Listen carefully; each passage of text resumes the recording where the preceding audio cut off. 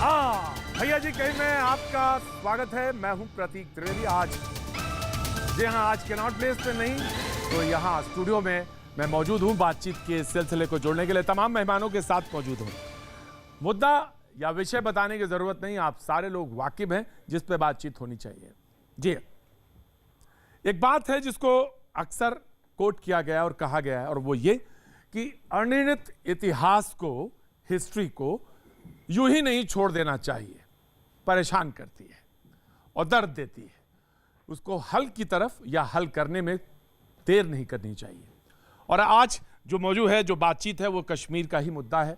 370 है और जो बाइफर्केशन है उसके ऊपर तमाम सारी बातचीत है। बहस लगातार लोकसभा में चल रही है, उसी से मुद्दे से जोड़ेंगे। और सवाल यह है कि कौन लोग आज जो बैठे हैं उनसे तारुफ कराया जाए। बेटा जी, आपका बहुत बहुत स्वागत है साहब, शुक्रिया, बहुत बहुत शुक्रिया।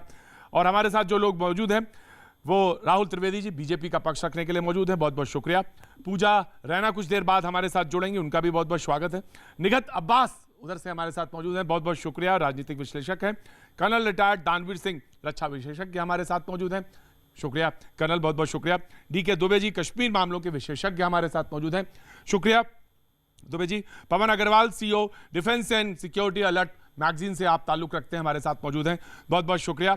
डीके गिरी जी, राजनीतिक विश्लेषक हमारे साथ मौजूद हैं, बहुत बहुत शुक्रिया। सैयद यासिर जिलानी साहब, राष्ट्रीय मुस्लिम मंच से हमारे साथ मौजूद हैं, बहुत बहुत शुक्रिया। शेख अलमुद्दीन असदी साहब हमारे साथ मौजूद हैं, अध्यक्ष कौमी एकता फ्रंट। कमल हक साहब, पनून कश्मीर कार्यकर्ता हमारे साथ मौजूद हैं, बहुत खुश हैं और जब आए तो बहुत मुस्कुराते हुए आ रहे हैं, तो बहुत बहुत शुक्रिया। और बात भी वैसे ही है, होना भी यही चाहिए, बहुत बहुत शुक्रिया। और MS बिट्टा साहब, chairman all India anti terrorist front हमारे साथ मौजूद हैं, बहुत बहुत शुक्रिया। और बातचीत के सिलसिले को शुरू करेंगे। जब बातचीत सुबह लोकसभा में शुरू हुई तो एक सवाल यह आया कि प्रक्रिया पे लोगों ने कहा कि ये जो था वो गलत तरीका था, क्योंकि विधानसभा नहीं थी। किसी ने कहा कि क्योंकि विधानसभा नहीं थी, आपने उसको लोकसभा और राज्यसभा में उसकी ताकत बना दिया। अब सवाल यह कि उसको इक्वल टू कर दिया, ये एक सवाल था, लोगों ने पूछा।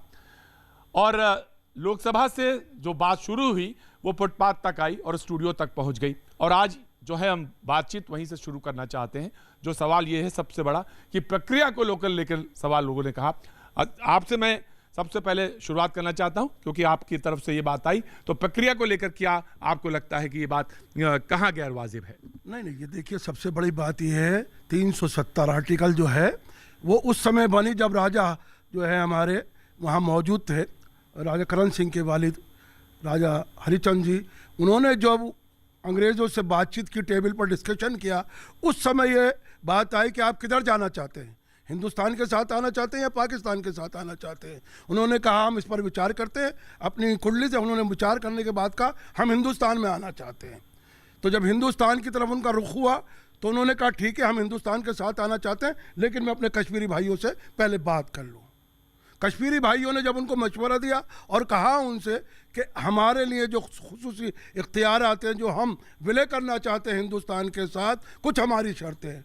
उस शर्तों में से यही पे बस बात फंसती है। नहीं, फंसती नहीं है, हकीकत है। आप एस राय का खत देखिए उठाकर। शर्त किस बात की? देखिए, एक मिनट, शर्त उठा के देखिए। शर्त नहीं है, जब विलय हो रहा है, हिंदुस्तान बना नहीं है।